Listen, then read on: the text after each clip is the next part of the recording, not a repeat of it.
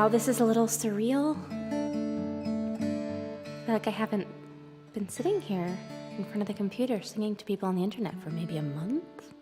Maybe that was the last time. And the jury's still out on the reverb. So, if I see somebody's watching, let me know if my levels are okay, because I came down, I had left this, before I went on tour, I thought I left everything in the volume levels where I wanted them. It was just plug and play. And I feel like perhaps a varmint came down here and touched some of the knobs. That varmint is probably 3 years old. And I don't know when it happened. So all that to say, if the levels sound funky to you, please let me know, because I can fix it. I have buttons for that. And I'm so happy to be home. My goodness, oh, hey, honey.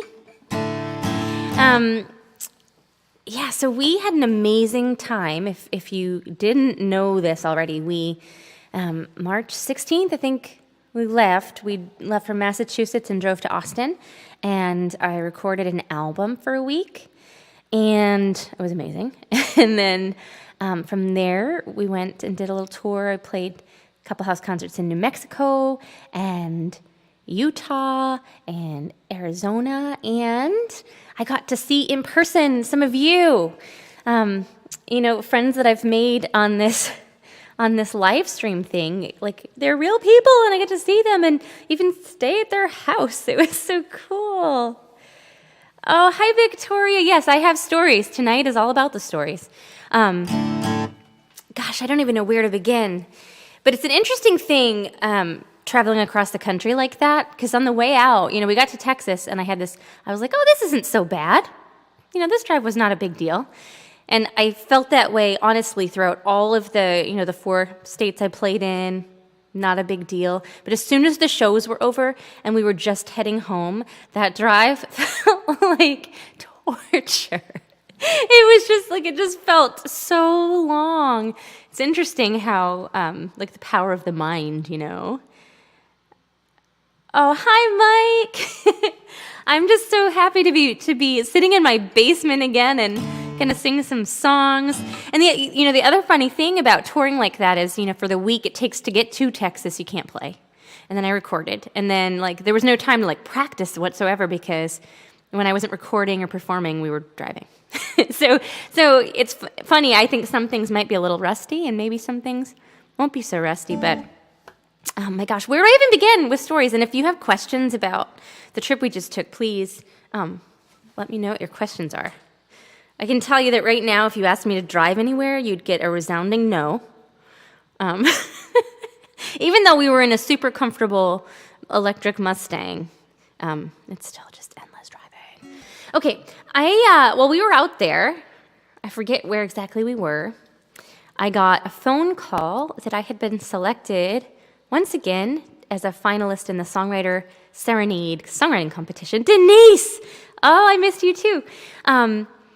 And, if you've been a regular tuner-inner to this live stream, you've heard Songwriter Serenade mentioned many times, because most of the songwriters I met there have been guests on this show. So anyway, I got the call that I'd been selected again, and I was just so floored, because, you enter these songwriting contests. You just do it all the time, and you don't really expect to be selected. So I was just really shocked, and I still don't even know what songs I submitted. Gotta find that out. Gotta figure it out. But I'm going back there in a couple of weeks, which is pretty exciting. And then, so I was all excited about that. And then a couple days later, I finished my show. My husband said to me, hey, have you looked at Instagram lately?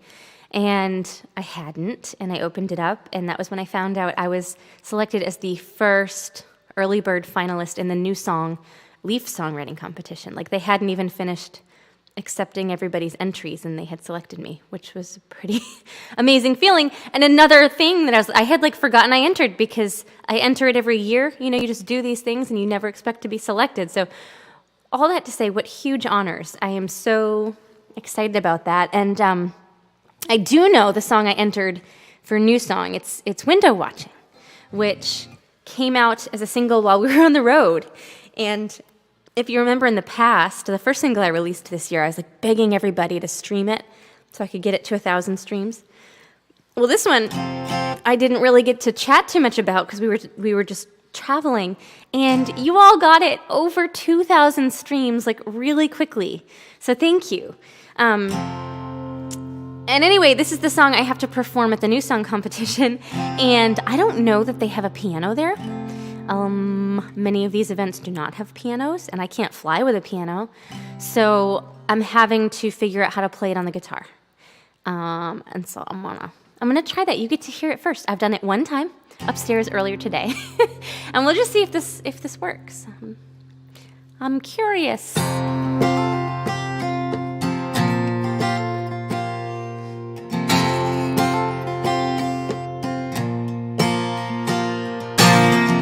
She's so goddamn pretty, I think it hurts sometimes.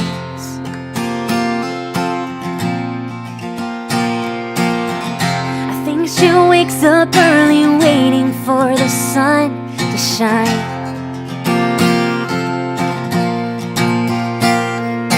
Never anything out of place, she walks a very fine line. And no one notices the way tears make her cheek shine. Window watching, what do you see?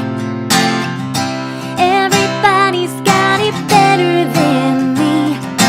Window watching, sometimes you creep, but everybody's got something they don't want you to see. Thank you, Noel.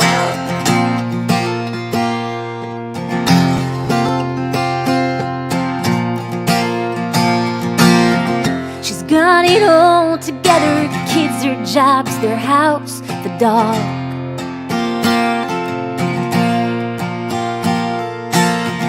And in the photographs, I don't think there's a cloud at all. She works out every night with someone who's not his wife. He doesn't think she notices, but everything's out in the light. Window watching, what do you see? Everybody's got it better than me. Window watching, sometimes you creep, but everybody's got something they don't want you to see. Thank you, Colette.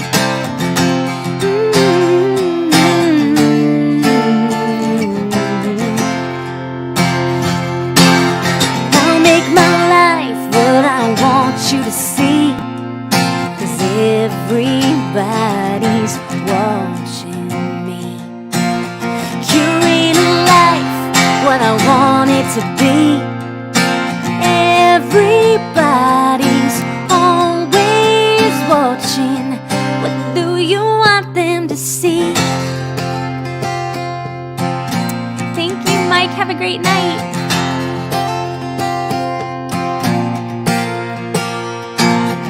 She almost made a move, but everybody said to stick it out.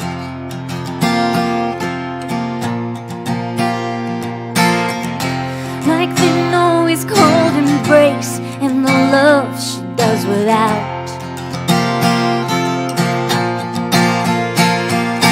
Window watching, what do you see? Everybody's got it better than me. Window watching, sometimes you creep, but everybody's always watching. What do you want them to see?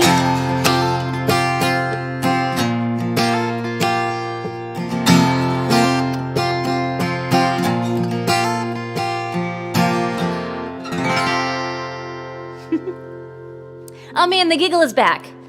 The infamous after every song giggle. It's a tic I developed doing this live stream. Robert says, sounds like you cracked it with the guitar. I'm wondering, Robert, do you mean that the level is clipping a little bit? Because I was thinking that too. If you're just tuning in, hi Mike Doyle. If you're just tuning in, I'm going to turn the reverb off, hold on. I've always, I set the levels on my mixer for this so that I never had to touch it again. I could just plug in and go. And we've been home for, I don't know, three or 4 days. And I checked it the other day and everything was as I left it. And I came to plug in today and a varmint got down here and played with all the knobs. And I'm pretty sure that varmint is 3 and related to me. So just please let me know if you're not hearing the vocal or the guitar or something. Because I'm still trying to iron this out. And this is a collaborative experience, you know. Let's see here. So I was talking a little bit about the songwriting competitions I was selected as a finalist in. And it's such a funny thing, too, because I found out I'm a finalist while we're on the road and driving for 3 weeks. And my first thought was, oh, great, more travel. I get to travel. So pretty much the entire month of May, I'm going to be not home. I'm going to be... Oh, good, Mike. Thank you. The first week of May, originally I was just going to be in Nashville to write for the week. But the first songwriting competition is at the end of that week. So I'm going to go to Nashville, and I'm going to write. I'm going to go from there to Austin for the songwriting competition. I'm going to come back for 2 days.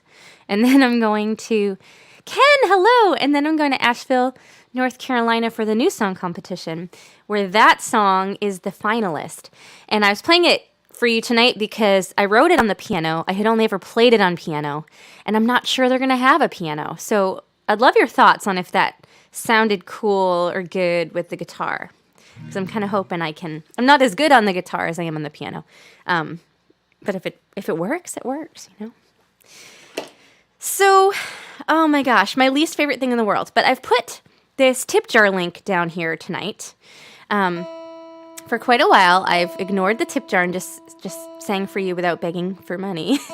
But here we are. I have a lot of travel coming up, and I recorded a new album, which I'm really, really excited about. I don't know if you saw my post the other day of a crocus and being a late bloomer, but I really feel like with these new songs, I don't know, something has ignited in my songwriting, and I feel for the first time in my life really confident in what I'm doing. And people are often shocked when I tell them that I have no self-confidence. I really have struggled with that forever. But I really feel confident with this new music, and so I would love if you want to contribute down below. All those bucks are going to the new record. It's all recorded. We're mixing now and maybe adding in a little Lloyd Maines, and then we're gonna need to promote it, and it's gonna come out next year. We haven't ironed that out yet. But the other thing you can do if you were interested is become a patron, because my patrons have already heard all of these songs. They've heard all the original versions of the songs, why I wrote them, what they are about. So I'd love to have you either contribute there or on Patreon or just hang out with me. That's cool too. I like hanging out.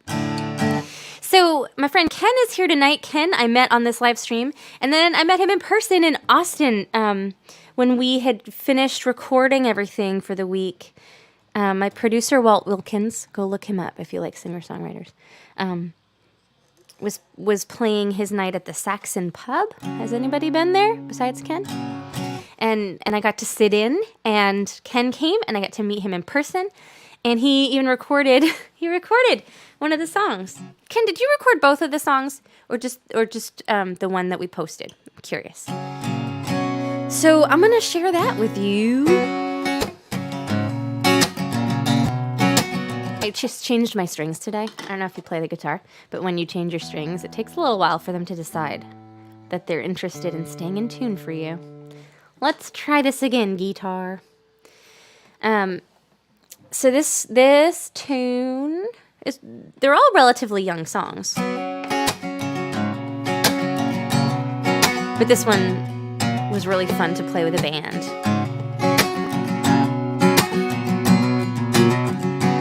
You think you know me like a name in a magazine.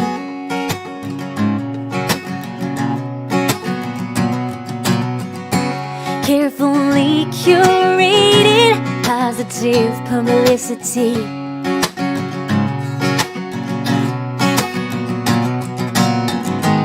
Barely scratching the surface. You gotta dig deep down.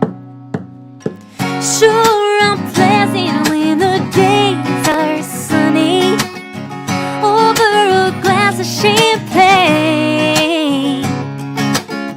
I am a delight with the lights out, honey, but I hope you still hold me when it rains.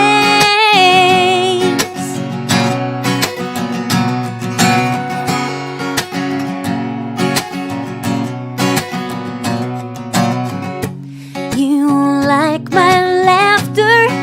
It's just a nervous tick.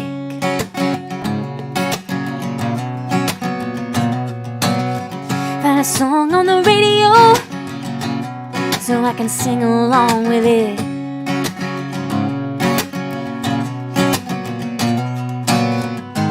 Afraid to let you see clearly, so I hold back so much. Sure, I'm pleasant when the days are sunny over a glass of champagne. I am a delight with the lights out, honey, but I hope you still hold me when it rains. When it rains, when it rains, when it rains, when it rains, when it rains. Oh, everything is beautiful when everything is beautiful. But what about when it all gets real? Sure, I'm pleasant when the days are sunny over a glass of champagne. I am a delight with the lights out, honey, but I hope you still hold me when it rains. I'm laughing because, my God, that guitar went out of tune. Like, as the song went on, it just kept going and going and going. Robbie, thank you so much. I'm so glad you're here. So Robbie has an Instagram page because I'm pretty sure you sing, right, Robbie? I'll direct people to go check out your Instagram page. Nate, hello. I'm really glad I made it back too. Oh my gosh, that B string, yike-a-ronies. So this is the first string change this guitar has ever gotten. I had the factory strings on it. Thank you, Dorothy. Hi, Bob. I was just telling everybody, as that last song went on, the guitar just kept getting more and more out of tune because I changed my strings this afternoon. I even stretched them out, but this guitar's only ever had elixir strings on it, so maybe that was the problem. Who knows? So if you were following along with my adventures and posts, I think one of my favorite moments from that tour was pulling into the hotel in Arizona and having a warning sign that said, "Warning! Javelinas, bobcats, coyotes, rattlesnakes, and scorpions live here." It's like, welcome to Arizona. Here's the flora and fauna. And of course, I was really ignorant. Craig, hello! Oh my gosh, all of the shows were amazing. I'm talking about the crazy animals. Chris, hello! So I'm a stickler for pronunciation and spelling. And so I saw that warning sign about all the animals that live in Arizona. And I was like, what's a javelina? What on earth is a javelina? Silly me, like not realizing it was a soft J, like in Spanish. It's a javelina. I'm so grateful to my hosts, Mare and Anne, telling me how to correctly pronounce that before I really embarrassed myself in public. But if you don't know what a javelina is, otherwise known as a peccary, it is a sort of wild pig that it comes out in the evenings and has very low vision. And I was told that you smell them before you see them. And the babies are super cute, but do not approach because they travel in these packs. And like, it's not just the mom of the little baby javelina that will protect it. The whole group will, as if it's their own child. And they have tusk things and they'll eat you. It's maybe the Southwest's equivalent of a fisher cat. Anyone can feel free to correct me if you live in an area that is home to javelinas. And there was a part of me that definitely wanted to see one from a distance, but I didn't. I was a little sad. If you live in the Southwest and you see a javelina, will you send me a picture? Because I'm really curious about that. I love animals. I just, don't need to interact with scorpions. And then my hosts, the house that I stayed at, one of my hosts was stung by a scorpion like 2-3 days after we left. And I'm like, oh my gosh, that was the house I was in? I was that close to a scorpion? Yikes. I'm sorry about all the tuning. It just drives me crazy. So I'm playing y'all the new songs that I recorded in Austin with Walt Wilkins. And you need to, if you like what I do, please do yourself a favor and go on the internet. You're already on the internet. And go look up Walt Wilkins. My favorite song by him is called Trains I Missed. It's just, man, dude can write a song. He's so good. He's got another one that's really lovely called Poetry. Highly recommend those two songs. And if anybody has a song request tonight, by all means, throw it my way. Okay, I'm going to try this again. I'm going to do another song, and let's all cross our fingers that the strings decide to hold their tune this time around. So, this record came to be because I wanted, as you may know, I'm releasing singles every other month, and I just wanted to have some more in my back pocket for next year. Oh, Ken.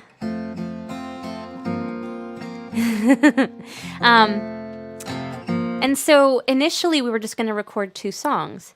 And in our meetings, Walt said, if you're going to be here to do 2 songs, you may as well just do 4 because you're here. You got to be here for the same amount of days anyway. Just do 4.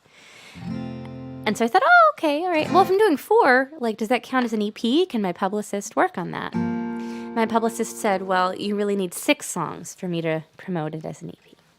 So then I was like, okay, so we're going to record 6 songs. And then we just got into a groove and accidentally recorded 9 songs. And this one was a little bit older. And it was one of the ones, sometimes I write a song and I'm like, yeah, that's good. That's one I'm comfortable sharing. Oh, Craig, I'll 100% do that song for you. Absolutely.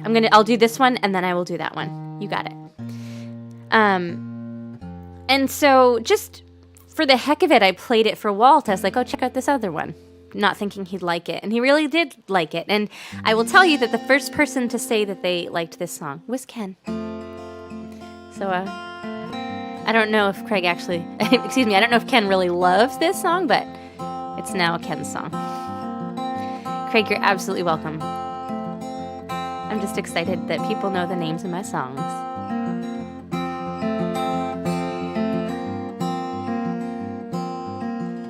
You might not know it to look at me, but I'm as soft as they come. I wear my heart out on my sleeve and watch me come undone.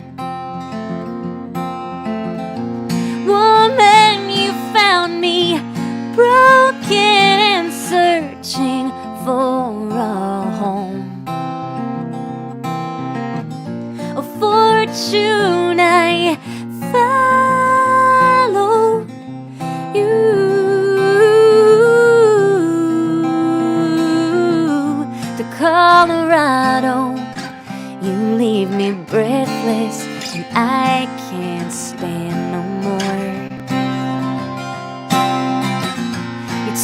your shoes off, so free and fearless. I wonder if I should have known. It's best to let you roam.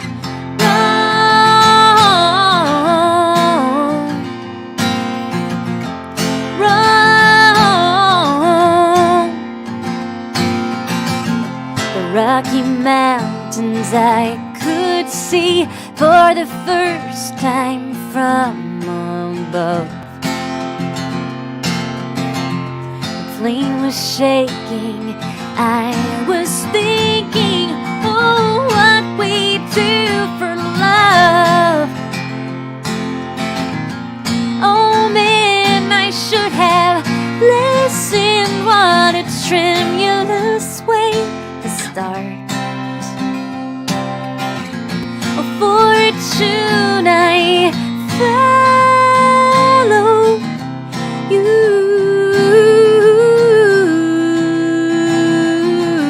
to Colorado. You leave me breathless, and I can't stand no more. You take your shoes off, so free and fearless. I wonder if I should have known. It's best to let you go.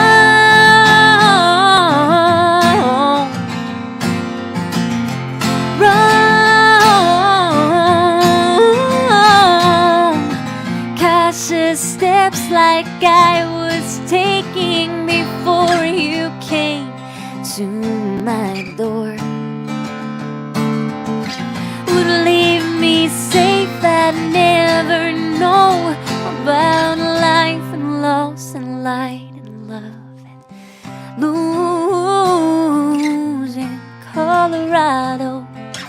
You leave me breathless, and I can't stand no more. You take your shoes off, so free and fearless. I wonder if I should have known. It's best to let you roam.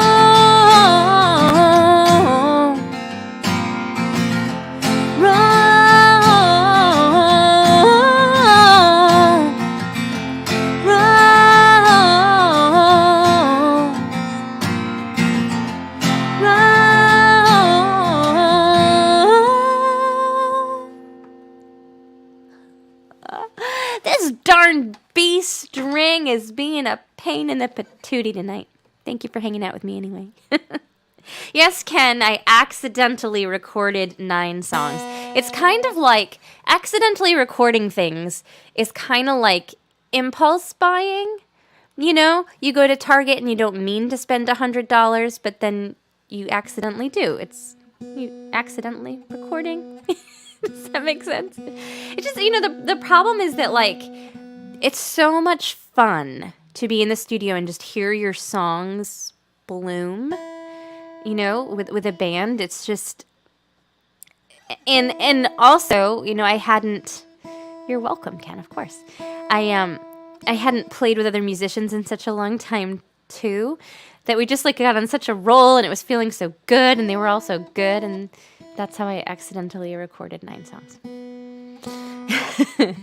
So here's a funny moment. So, as you may or may not know, I released this puppy last August, and I was so excited about it because Lloyd Maines played on the record. And Lloyd Maines is a musician I had always wanted to play with. He is the father of Natalie Maines from the Chicks, the Dixie Chicks. And he's just like, in a who's who of country music, he is who. And so I knew that we were going to try to get him on this new record. But I didn't research any of the other musicians ahead of time. You know, Walt set up the band, and I just was like, you know what, I'm just going to show up. I'm going to trust him and just show up. And so in the middle of the day, the first day, the bass player came up to me, and he's like, oh my gosh, I can hear the Chicks singing this. And something about the way he phrased it made me go, oh, do you know them? He's like, yes, I am their bass player. And I was like, what? What? So glad I didn't Google him beforehand because I would have been all Twitter-pated going into the studio, you know? His name's Glenn Fukunaga, and he's amazing. And he's my Facebook friend. Maybe he'll tune in, and I can give him another proper shout-out. But he's amazing. So to have people like that playing on your songs and, you know, like appreciating the songs, it's just out of this world, man. Out of this world. All right. This was a Craig request, and you got it. So I wrote this song with Lori McKenna. She's amazing. She's nominated for Grammys like every year. If you don't know her, my goodness, where have you been? But I guarantee if you don't think you know who she is, you've heard songs she's written.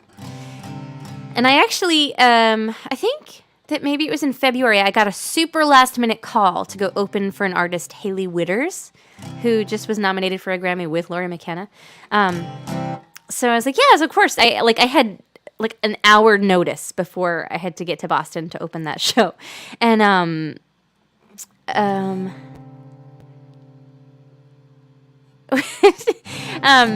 sorry, I'm trying to read comments and I'm like a little far away from my screen. Anyway, I went and I opened the show and I'm sitting beforehand. We're just in the green room, and then who walks in but Lori McKenna? It was just so cool because she actually wrote with Hailey for her record. So anyway, this is a song I wrote with Lori McKenna for this album here, and we wrote it for my stepdaughters. I have 3 of them, and when I got pregnant, they were all teenagers, and I just thought to myself, you know, this is not going to be easy for them.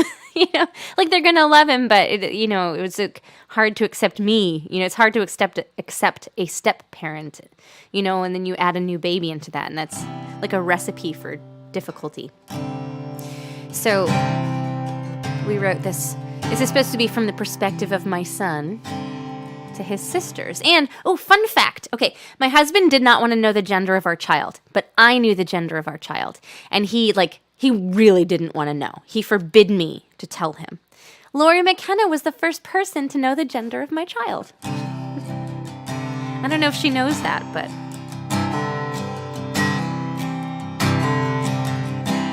Not carrying a big bag, he won't have much to say. He might not look just like you, but he's yours anyway. He might be carrying a Band-Aid, a cure, or a dream come true. He's coming into this world just loving you. Won't have change in his pocket, no debts to pay. He won't change the station, he'll like any song you play. He won't be mad at your mother or your dad. He won't know that love can be cruel. No, he's coming into this world just loving you. If love were a simple thing, we wouldn't have to think twice. Hearts were protected, we wouldn't have to hide. Others have let you down, we all know it's true. But he's coming into this world just loving you. Put down your baggage and give yourself time. He's looking toward you with no fear in his eyes. He doesn't know why you cry or you're hurt or why anyone would want solitude. He's coming into this world just loving you. No, love ain't no simple thing. We all have to think twice. Hearts made of paper wear out in time. Cradles and blankets are all out in full view. And he's coming into this world just loving you.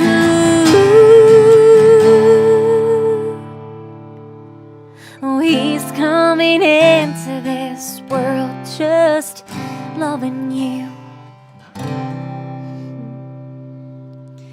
Man, Craig, I can't tell you how much I appreciate the request. Thank you, thank you, thank you.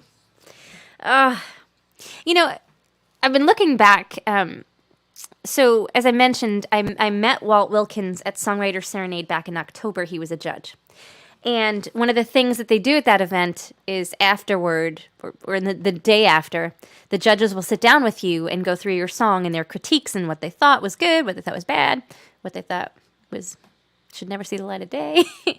And so I was telling Walt, I was like, honestly, I view my songwriting life like pre-serenade and post. Trisha, hello. Thank you, Ken. Because just the comments that I received were just so clear and helpful, you know, ways to make your songwriting better. And then when I looked back again, I thought, you know, actually the first song that I wrote that felt like it abided by the rules or the comments they had given me was that one. You know, I performed that song and it was so different from anything else in my repertoire, and it got such a great response. And I think the reason is, and I'd love your thoughts on this, it's just relatable. You know, like everyone has had new people come into their life. And I think, you know, the best art really comes like from your experiences. And every time I think of art, I think of The Office. You know, the episode where what the heck is Pam's fiance's name? The first one. Does anyone know what I'm talking about? She's engaged to this guy before Jim, and he doesn't really appreciate her artwork.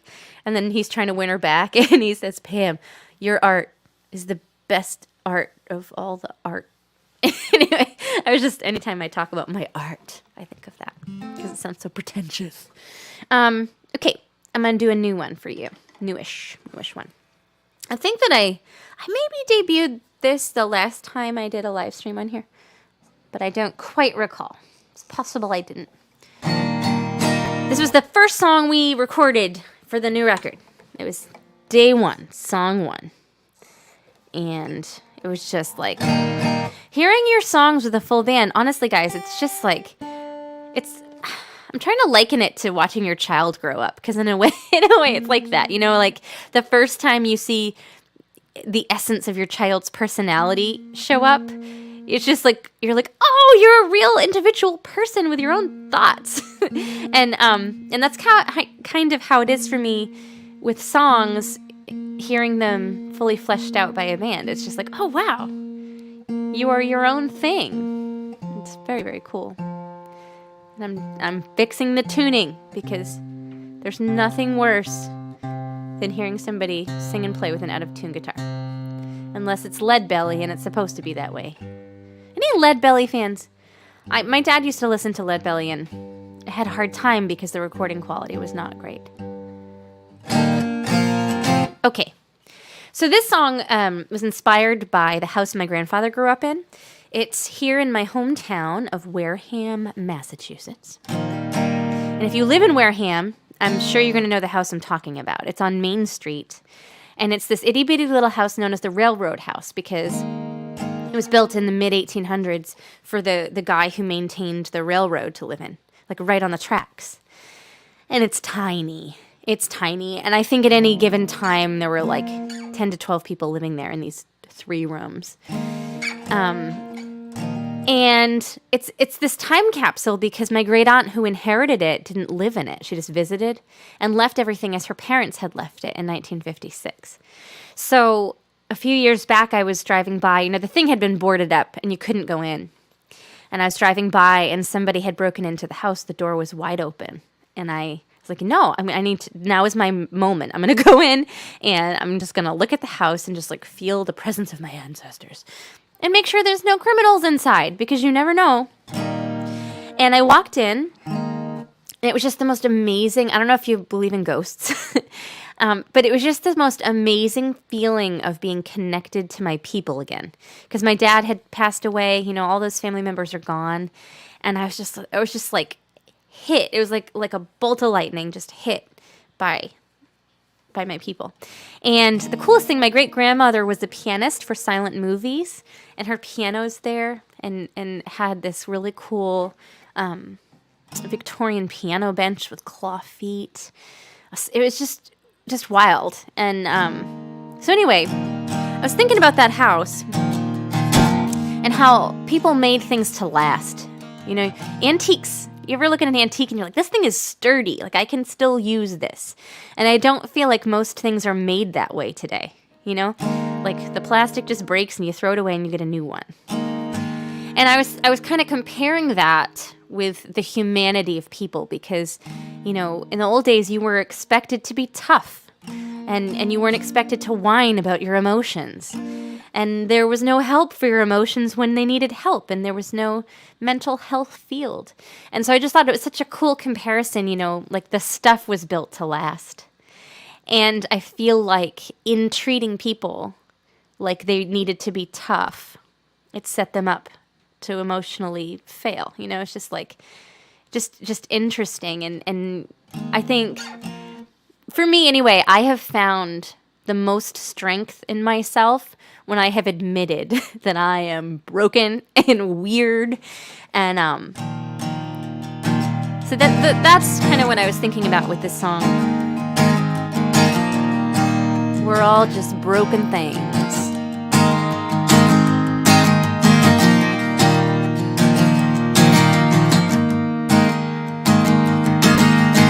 My great-grandma's chair still standing, dusty thing but proud. Her piano's strings still singing, out of tune but loud. 100 years living, and it still wants more. Maybe murder. Hearts aren't meant to last. We just hold on till we're past the pain it brings. Yeah, we're all just broken things.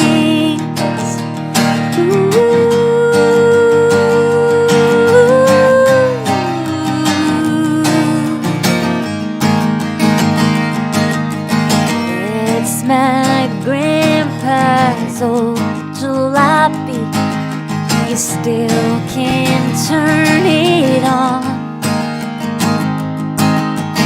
Out the door and down the road, can't stop us once we're gone.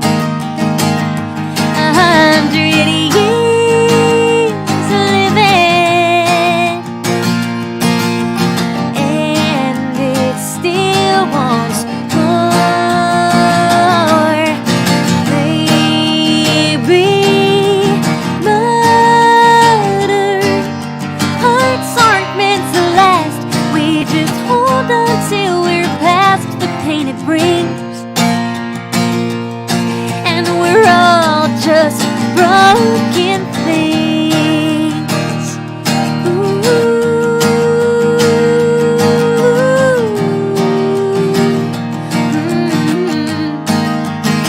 Thought I was tough wearing an old punk rock t-shirt. Thought I was tough till I I knew what it meant to hurt. My granddad stood there stoic as a wall. I wonder if he felt pain at all. Well, of course he did. He was just a little kid back when we don't talk about it.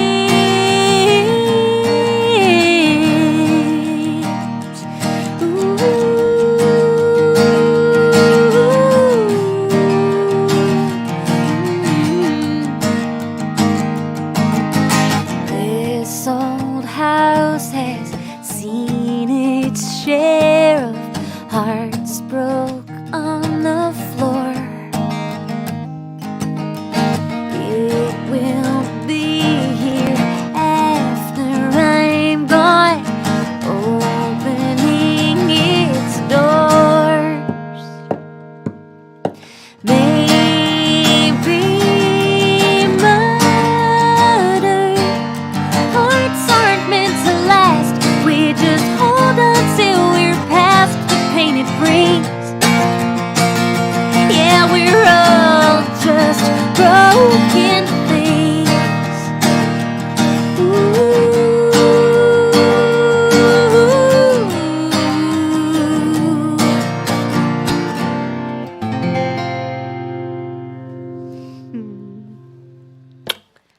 Thank you, guys.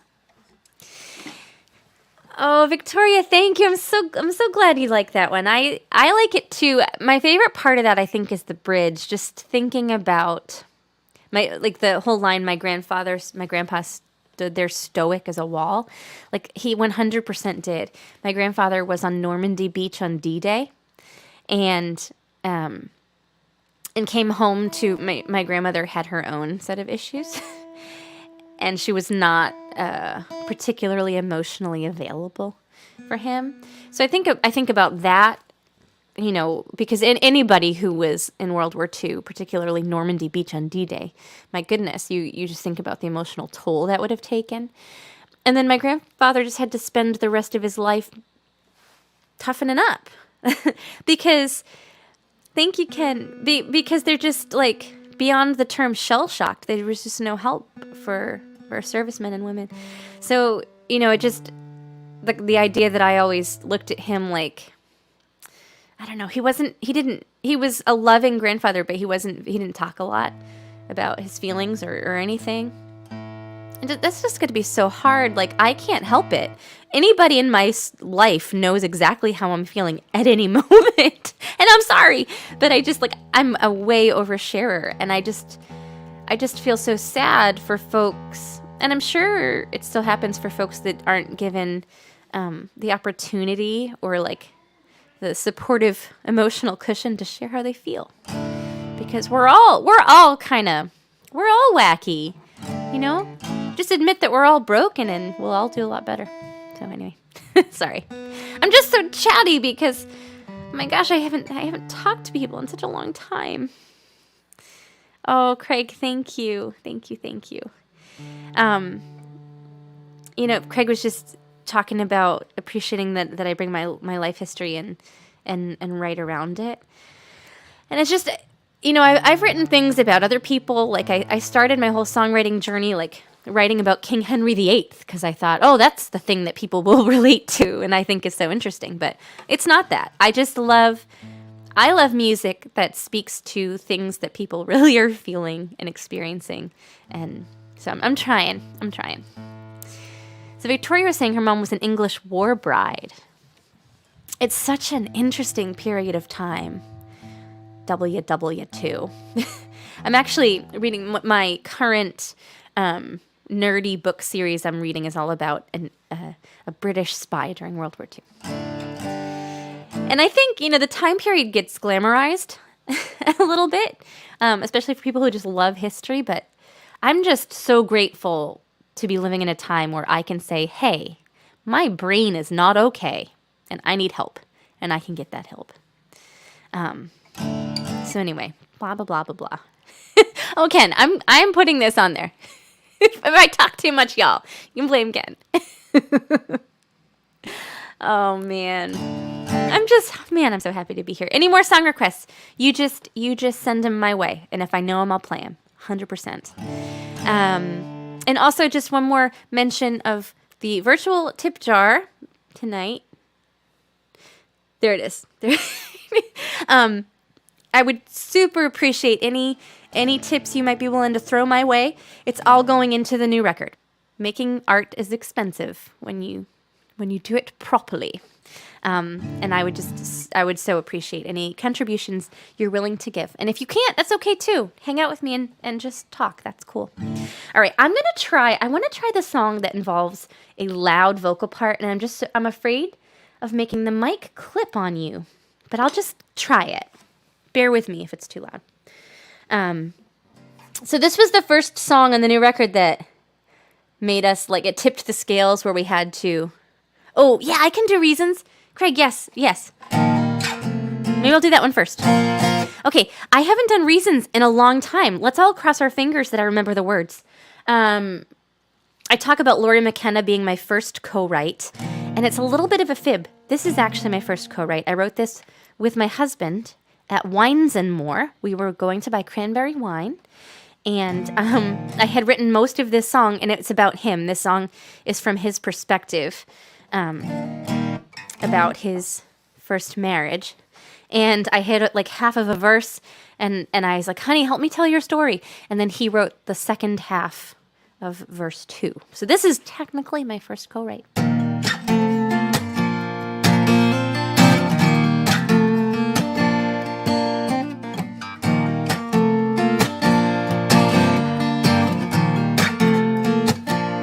Tell me another story about him. I wanna know why. The stories pile up like rocks in the river, and I need another reason to try. Give me another reason to leave you. I'm sure you could try. The leaves pile up like seasons of doubt, and I don't need another reason to cry.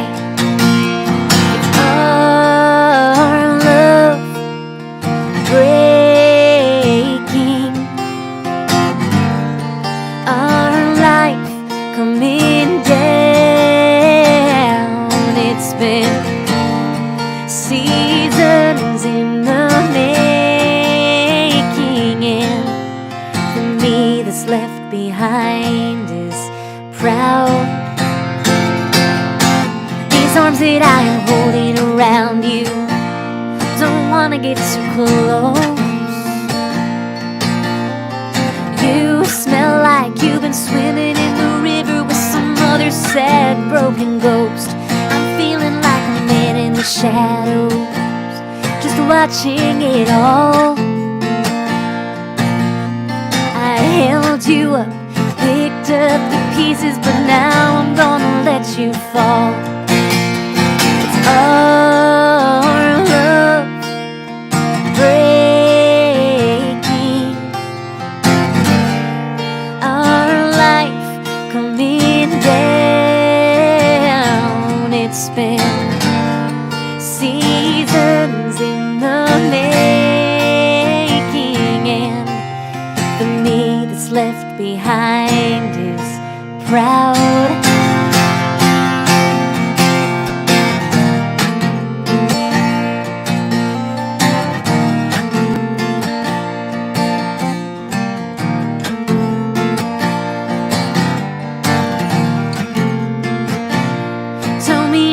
Story about him. I wanna know why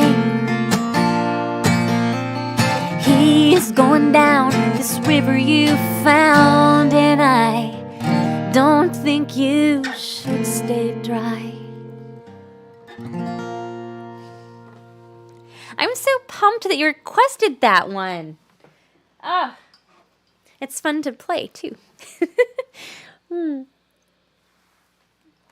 Hey, here's a fun fact. I wrote that song in this exact spot, but facing that way. I've never shared that really important fact with anyone before, but now you all know that this is where I was. Did anybody see Oh, you are so welcome. Makes me so happy when people request my songs. Did anybody see my post about the turtle? I'm pretty sure I put it on all of my social media pages. So we have cranberry bogs, and we are planting new vine on 2 of them. So it was this, you don't need the details. Point being, there was this huge couple of feet of soft sand on the bogs that we were spreading out. And so we had to dig out all of our sprinklers. So we had to like dig down into the sand and pull the sprinklers up. And so we dug around this sprinkler, and all of a sudden the sand started moving, and there was the tiniest little turtle. It was like, having a hard time there. It was like this big. It was like a quarter. Just the cutest little thing I ever saw. and my son, I mean, he's 3, and so he's really like interested in exploring things. He wants to pick all the bugs up, And so I'm just like, oh no, son, you cannot touch this turtle. Do not touch the turtle. And I had to teach him turtle etiquette, which I will now share with you. Although I assume most people know this, that when you see a turtle in the road, or anywhere actually, you never reroute the turtle. You just let it go the way it's going, or you could pick it up safely, depending on the species, and you could carry it, but always in the direction it's going, because if you put it in the opposite way, it's just going to cross the road again. So my son learned all about that. And the sand, I'm such a nerd, but the sand, we had like the big machines had been on it. So it had all these like dents in it, like a loader. It doesn't have wheels. It has like a thingy like that. Anyway, the turtle kept falling into the little dents, and I got to watch it climb its way to the edge. And then when it got to the edge, right where the ditch is, its little head stuck out a little more, and it just like looked around, and then it went plop. It was so cute. And I really want to know what kind of a turtle it was. My friend Judy was telling me it's a snapping turtle, but I really don't think it was a snapping turtle, because a snapping turtle's tail has like ridgy things like a crocodile.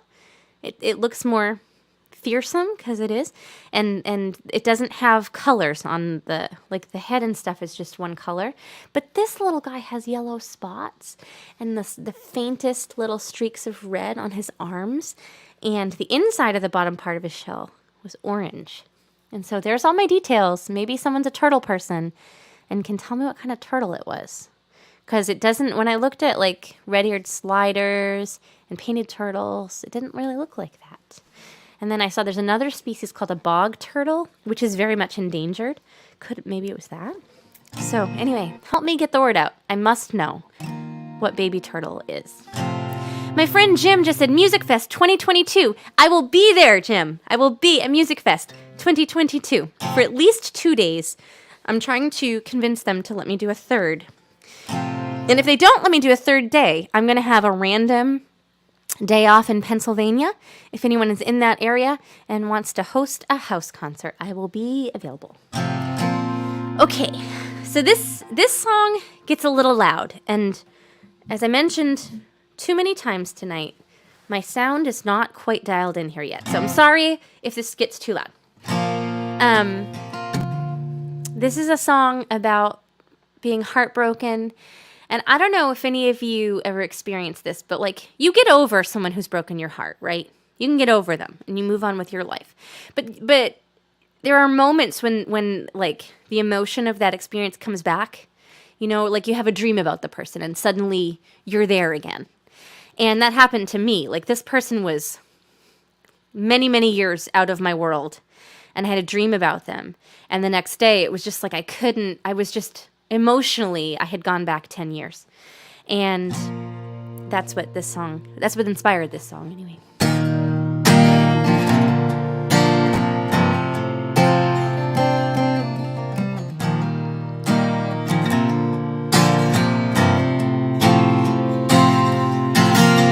Sometimes I dream about you.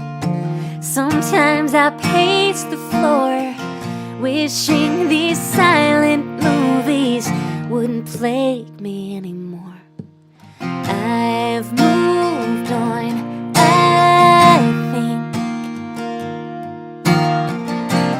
but in quiet moments, like washing dishes at the sink, I remember throwing back bottle of wine. I was so sure that you were mine. I was wasted all that time.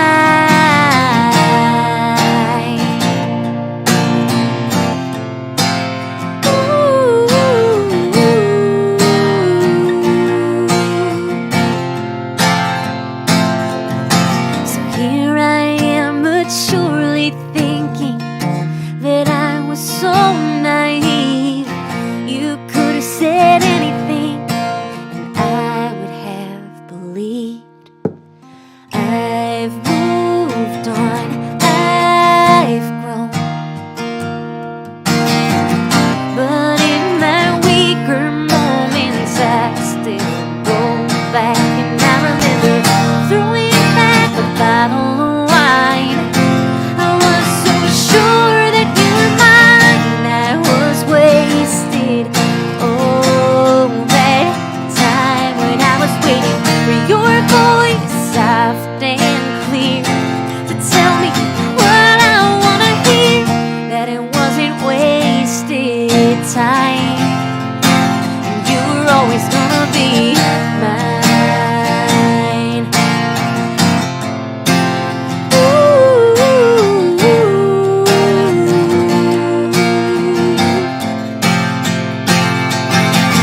You knew your prey, I know you did, when you brought me home. And you crossed the lines when you wanted to, once they were drawn. I had no say and I let you take me down, down, down. And I remember throwing back a bottle of wine. I was so sure that you were mine. I was wasted all that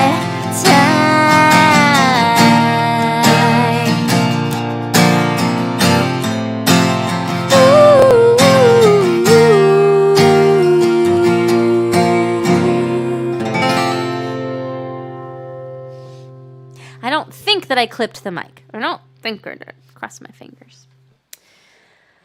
I am just so grateful to have you all hanging out with me tonight. Thank you. I want to make sure that I said that. And thank you all for contributing to the tip jar. It makes such a world of difference. Ken, had you heard that one before? Thank you, Craig. So guys, I also went to Tombstone. And I had never seen the movie Tombstone, but I know my dad was a big cowboy movie fan. He loved old westerns. And I remember he had like this huge like bookshelf of VHS tapes, and I know that Tombstone was in it. And so we were kind of looking for things to do near Tucson. I really wanted to see a ghost town, but I'm so glad that we went with Tombstone. It was so cool. It was exactly like you would imagine in the Wild West. It looked like a film set. I think that I posted a picture you can go see. But anyway, it's just, so I don't know all the ins and outs because I haven't finished watching the movie. But Wyatt Earp was like the sheriff in town with his brothers, and there was a falling out. And then there was like a shootout at the OK Corral, and people died. Wyatt Earp lived, though. And so we went to the OK Corral and watched the shootout that they have. And my son was like thrilled about that because he's really into powing. He likes to pow bad guys. I know, that might be reflective of poor parenting, maybe. But he really liked that part. But most of the town is, you got to Google this, most of the town is rebuilt. It's not original. Except the one theater, the Birdcage Theater, is original. And the coolest part of it is that the people who purchased it in the 20s or 30s, they bought it, it had been sealed up during the Wild West days. And so when they bought it, they opened it up, and it, like my grandfather's house, was like a time capsule. And everything in there is in the spot that it was in when Wyatt Earp was there. It's so stinking cool. And if you're a ghost hunter person or you just love history, you must go. Like, go to Arizona just for that. So cool. Like, there's bullet holes in the ceiling, and there's this portrait of one of the entertainers there, and hanging in the exact same spot, and it has like a knife mark through it and bullet holes in it. And then, the birdcage was like, it was a seedy establishment, like respectable women didn't go there. And it's called the Birdcage because of all these, they almost look like opera boxes that you would see. They go around the room where the stage is and they have velvet curtains. And that's where the women would bring their customers. And that's why it's called the Birdcage Theater, because they're all like little bird cages. And the piano is still there in the exact spot in the little orchestra pit. Oh my gosh. You have to go. It was so cool. And then we went into a silver mine, which was really, really cool. Literally, it was cool down there. And what respect I have for miners, like miner 49ers in Clementine. My goodness, what a scary job that must have been. I mean, because those mines are just man-made caves. And the coolest moment in that was, candles back in the late 1800s were made with animal fat. And so anyway, the guy turned all the lights off in the mine and then shone a black light up the wall. And you could see where the miners put their candles while they were working. It's like a diagonal line because the candle wax reacts with the black light. Oh, it was so cool. I didn't get to see a javelina, but I did get to see the silver mine. It was fun. My son initially was excited because he thought that there would be trolls and zombies in the cave. And as soon as he realized that there were no trolls or zombies to pow, he was not really interested. And so I'm sorry to the folks that were in the mine with us because he was a rascal. Oh, man. Yeah, Ken, it was so cool. You gotta go. The other cool part about traveling the country by car like that is there's just clear delineations where the geology changes. So, we got to Utah and we're in the painted desert and everything's red. It's just all of a sudden red. Just outside of the Grand Canyon, actually, which we didn't get to see. And then you get into Texas and it's yellow. And then we get to a certain point, like in Pennsylvania or Virginia, and the rock turns gray. And it's just so cool. We just live in such a cool place. Oh my goodness. I could go on and on about how cool it is, but I still want to see a javelina. Okay, I'm going to do, this maybe will be my last song unless somebody has a request. And then I'll play your request. Or maybe I'll do two more. If Denise, are you still here? Because I have one I want to try out on you. So, as you probably know, because I'm pretty sure the people watching are people that hang out with me every week, one of the most difficult things I've ever experienced in my life was when my parents and I stood in our driveway and people auctioned our house away. My parents had lived there for 30 years. As a kid, and even as a young adult, you just cannot fathom change like that. My parents have always lived there. They're always going to live here. Like, how could that change? And it was just such a pivotal moment for me. And I spent all of my time, every moment I spent working, from that point until relatively recently, the thing that was in my head was, I want to buy my parents their house back. For no real reason other than because I want to just vindicate them, I felt like the world did them such a wrong. And you can't live your life like that because, I was spending every waking, working moment trying to go backwards, trying to save a thing that we don't need. Like, why do we need that house? It was just, and the moment I was able to let it go, it was just such a huge relief and burden I took off of my own shoulders because I really have felt this whole time like that, like I had to be the one to fix it. I like to fix things. And, the one positive there is that I was able to buy a different house. I was able to buy my grandparents' house so that my parents would have a place to live. But it just, I'm sure a lot of other people can relate too. Your childhood home is just different. And so I wrote this song. This is how recently this has plagued me. I wrote this song last month to help myself let it go. Because you can't go backwards.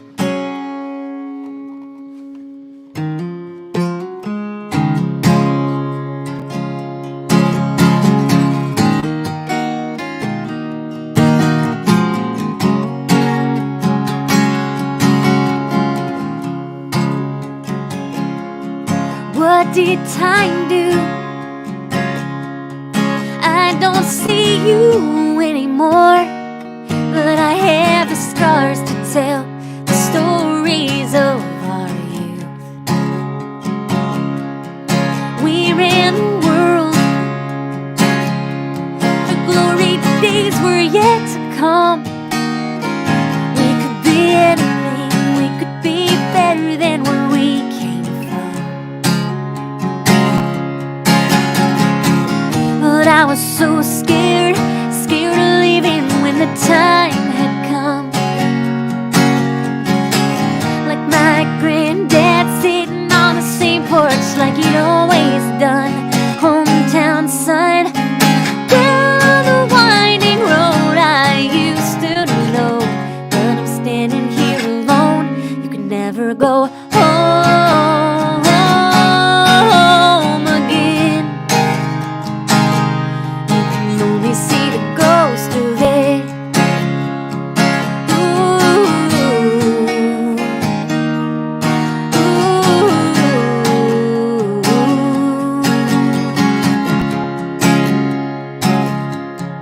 Here is the church where we learned the love the Savior brings. But I never felt believing was in my blood. And here is the school where we learned the brutal things. People love you one day and then they go away. It don't matter how your heart sings. But I was so scared of leaving when the time had come. Like my granddad sitting on the same porch like he'd always done. Hometown son, down the winding road I used to know. But I'm standing here alone, you can never go home again. You can never go home again. You can only see the ghost of it.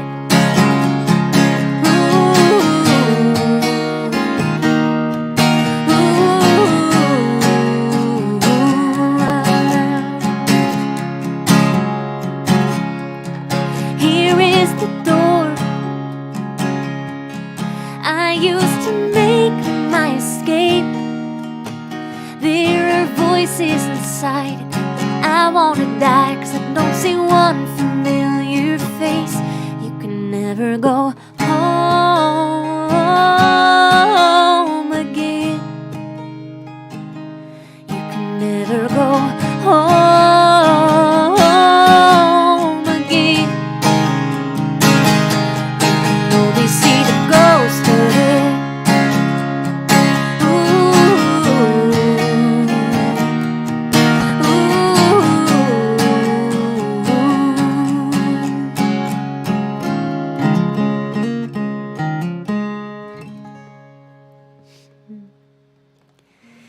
Ken, violin would be so fun on that one. I would love violin or some cello. I'm a sucker for cello. I love cello. In college, you had to, I have my degree in music education, and you had to learn how to teach string instruments. And at the time, I was really ambitious. I was like, I'm going to learn viola, because viola is a little bit bigger than a violin, and you have to read in a different clef. I just want to say that the patience required to play bowed string instruments is beyond my comprehension. I do not have that level of patience. Anybody who can play a violin or a viola or a cello or an upright bass with a bow, you have my undying, what's the word I'm looking for? Appreciation. It's so hard. A friend of mine, now that you bring it up, a friend of mine is the punk cellist. You should look him up. He's amazing. Should try it with him. See if he'd play with me. Guys, I feel like I got time for one more song because then I have to put Rascal Magoo to bed. That's my son. His name's Rascal Magoo. Here, I know that most people don't really care about other people's babies, but this is just the funniest thing. Kids have tantrums, right? Or maybe not a tantrum, but kids have emotions that they need to get out. And my son was frustrated with me because I wouldn't give him fruit snacks or something. I don't really know why. Doesn't matter, because afterward, when he had calmed down, he goes, "I'm sorry, Mama. My eyes were wild." And I don't know where on earth did he get that from. Now, my mom is 78, and so the logical thing, and she's with him 5 days a week. So logic would tell you, oh, that's a thing my mother would say, because I can totally hear my mother saying it. But she denies ever saying that. And now it's got me thinking, are ghosts real?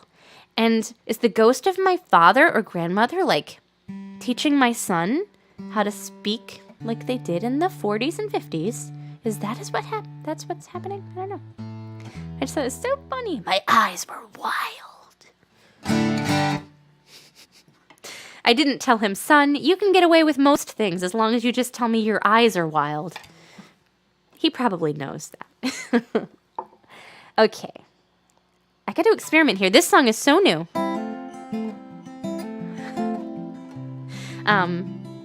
This song is so new that I don't remember where I capo for it.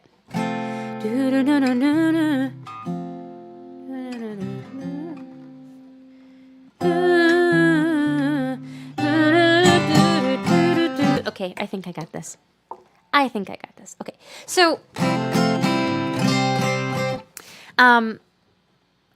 I decided, a lot of you already know this, but I decided to go, wait, Ken, that's funny. Yes, I am Mrs. Magoo. My son is Rascal Magoo, and I am Mrs. Magoo. Most of my career has been a combination of teaching private lessons and then working at a Renaissance fair and accompanying musicals in the pit on piano, and then, songwriting and performing on weekends. And I decided to go all in on this songwriter business in 2020. Timing couldn't have been worse, right? And so I spent such a good amount of time, as we all did. I know this is not just me, feeling really sorry for myself because I suddenly had nothing, career gone. It was just, art on a good day is a scary thing to have be your career. And man, that was tough. And the level of self-pity that I experienced is embarrassing. And I'm only sharing that with you now because I think I've gotten myself out of the pity part. The pity party, if you will. But I wrote this song for myself to give myself a little kick in the pants. Because it's always helpful to remember that there are certainly people who have it worse. And, what are we here for if not to just try to love one another and enjoy our experience and hopefully make it better for other people,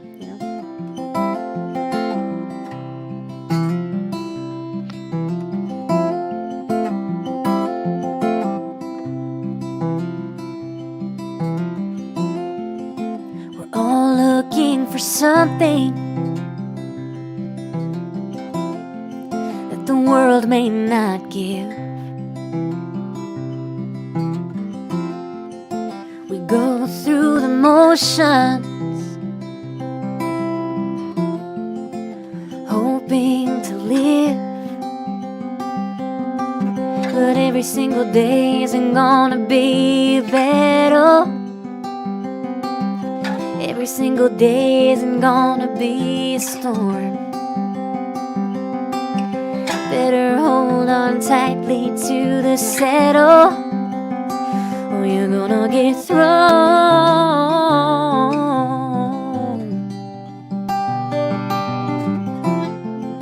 We're all moved by the money. We've got none left to give. The devil's got you thinking he's got time in a sieve. But every single day isn't gonna be a battle. Every single day isn't gonna be a storm. Better hold on tightly to the saddle, or you're gonna get thrown. And I believe God could be a mother. I don't think love's so hard to do. You can look deeper than the Father. Love can be cruel, but it don't have to.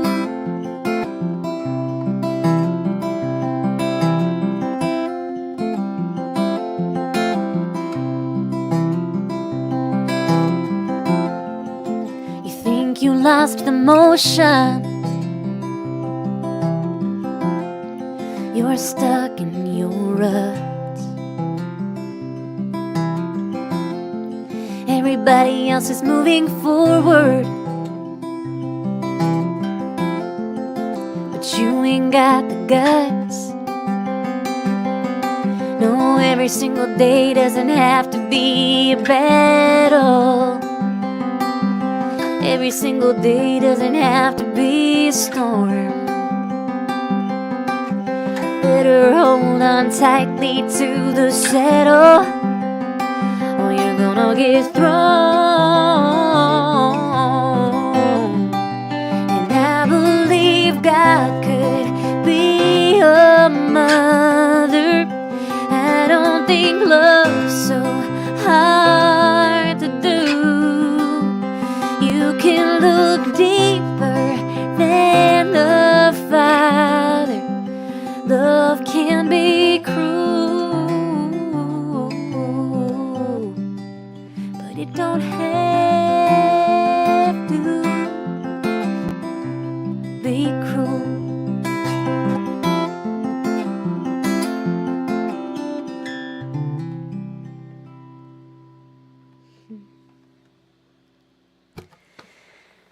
Well, my friends, thank you for hanging out with me. I'm going to be here next week. I'm going to be here the week after. And Jana Pokop is going to be here one of those weeks. She's so cool. Hey, Judy. Thank you, Victoria. Judy was saying that song sounds like Jim Croce, and I feel like maybe I should listen to Jim Croce so that I can properly comment on that. Bill, hello! Thank you. So I promised, there is a special guest tonight. I promised him that he could participate in my work tonight. So here he is. Me? No, not you. Oh, it's not me. Not you. It's rude. This guy. Kate, hello. Can you say hi, everybody? Say hi. Say hello. Hi. Do you have wild eyes? Can you show us what wild eyes look like? What are wild eyes? And the sea. You want to see? Okay, say goodnight, everybody. Good night, everybody. There you go. Thanks for coming Tell on. them what you're watching upstairs. He's...